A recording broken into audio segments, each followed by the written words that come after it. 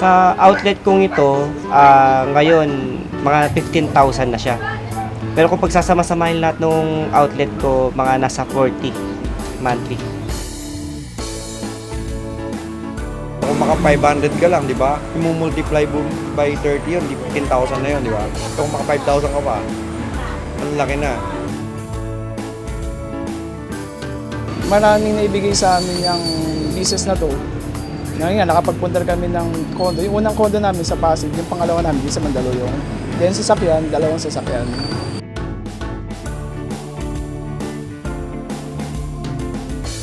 Nakatulong po yun dahil dati sakto na sa amin yung makakain kami sa 3 beses sa isang araw. Ngayon, anytime na gusto namin bumili or gusto namin ipasyal yung anak namin para mabili yung gusto niya, pwede namin siyang pagbigyan dahil yun sa Smart Padala din.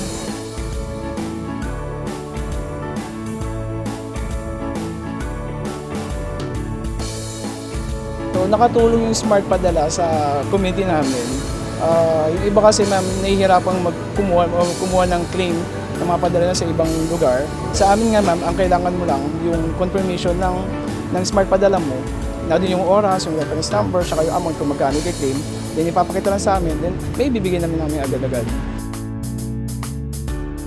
Ay, nakatulong yung Smart Padala sa mga kapitbahay namin dahil dati pupunta pa sila sa malalayo para lang magpadala sa pamilya nila. Ngayon, kahit anong oras, pwede na sila magpadala kasi walking distance lang naman. Hindi na sila mamamasahe or gagastos pa ng pamasahe. At least, paglabas lang nila ng bahay nila, pwede na po sila magpadala. Maganda rin eh.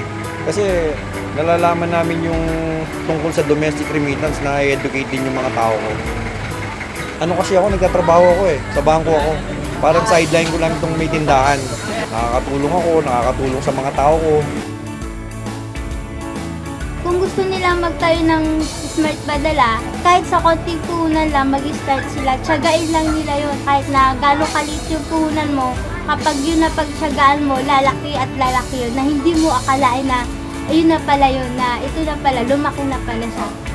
Bali dun sa mga retailers natin sa Smart, kung gusto nyo ng negosyo, iniimbitahan ko kayong mag-Smart Padala. Ito, maliit na kapital pero within years, malaki yung kitaan. Bali, sa ngayon, ma-advise ko sa mga tao na naghanap ng negosyo, subukan nyo mag-Smart Padala. Kung baka maging ganito rin yung buhay nyo. Nakagaya ko.